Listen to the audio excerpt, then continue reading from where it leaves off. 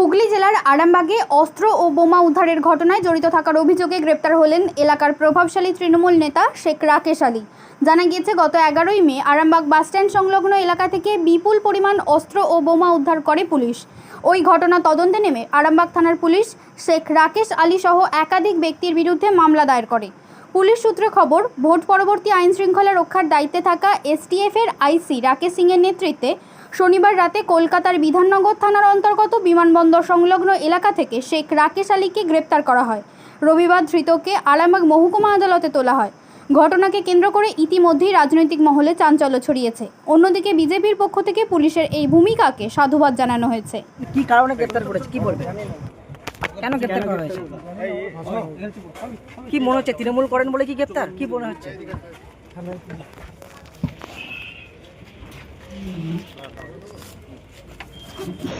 কি বলবো বলুন না, আপনারা তো দেখেছিলেন বাস স্ট্যান্ডে ওই অ্যান্টি সোশ্যালটার ওখান থেকে কি বেরিয়েছিল, বম, বন্দুক, শোট। আজকে 4 তারিখেও যে কি করতো এটা তো সবাই দেখতে পেয়েছে, সাধারণ মানুষ দেখতে পেয়েছে। প্রশাসনের উপরে ভরসা ছিল, প্রশাসনই ওই জিনিসগুলো উদ্ধার করেছিল।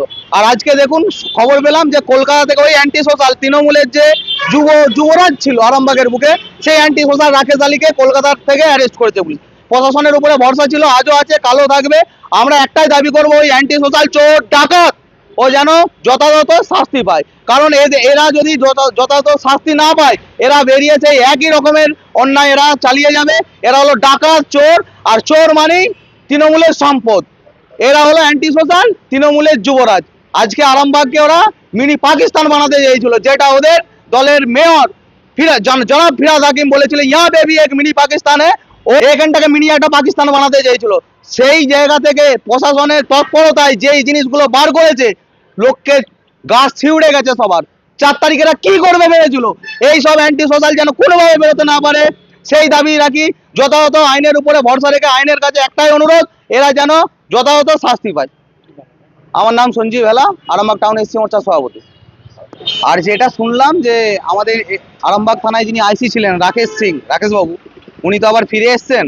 উনারই নেতৃত্বে চারিদিকে এইসব ধরপাকড়ারে চলছে, কোথায় বম, বন্দুক এসব উদ্ধার হচ্ছে।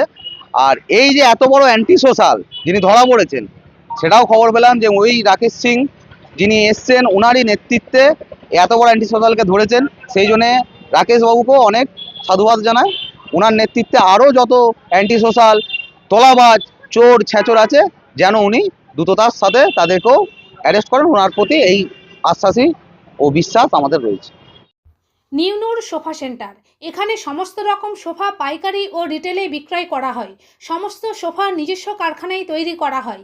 প্রোপাইটার হানিফ হোসেন খাঁ ও রুহুল হোসেন খাঁ, বড়ডোঙ্গল হাটতলা সিনেমা হলের সন্নিকটে, হুগলি। যোগাযোগ 7797170093 এবং 9382003105।